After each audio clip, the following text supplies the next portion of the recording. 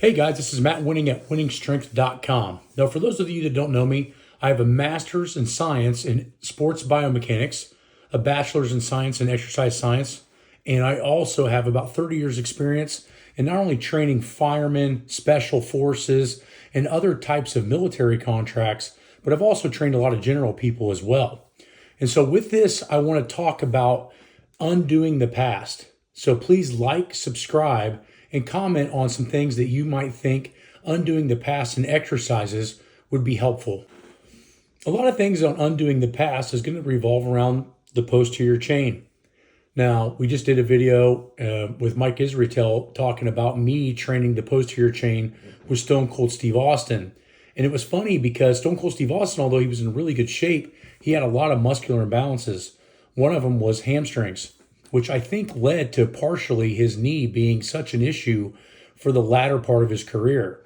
I think that if he would have focused on hamstrings a little bit more in his younger years and his mid-range years when he became ultra famous in the WWF, those knee problems might have been either lengthened in how long it took to be so severe, or maybe, just maybe, the problem wouldn't have happened at all.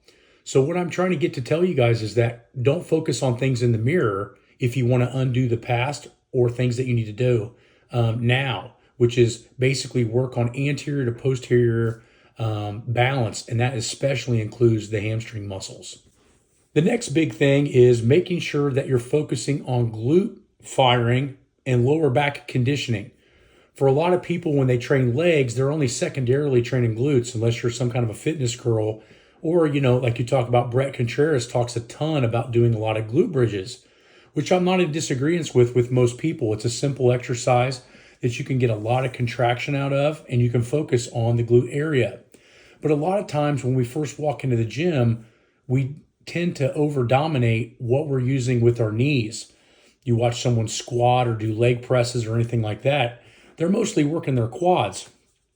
So I find that if you have a focus of glutes and lower back conditioning, flexibility, and strength, that's going to help undo a lot of the problems that may have occurred from training incorrectly in the past. The next big problem that I see that we have for most people, especially the younger kids, below 21, 22, we get a lot of them by the time they turn 30 and they have shoulder problems.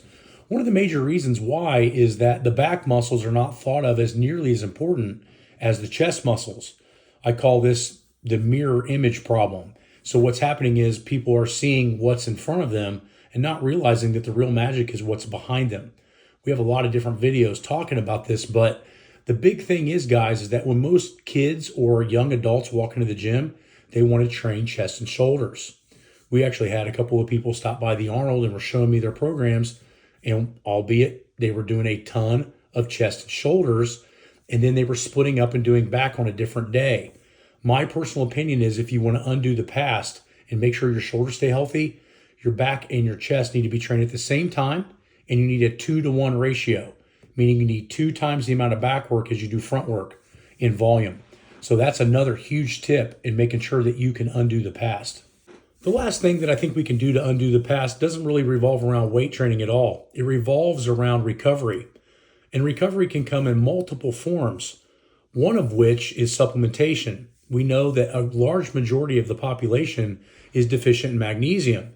Magnesium has over 300 properties in the body, but a couple of which are muscle and brain relaxation, as well as the ability to utilize the central nervous system correctly.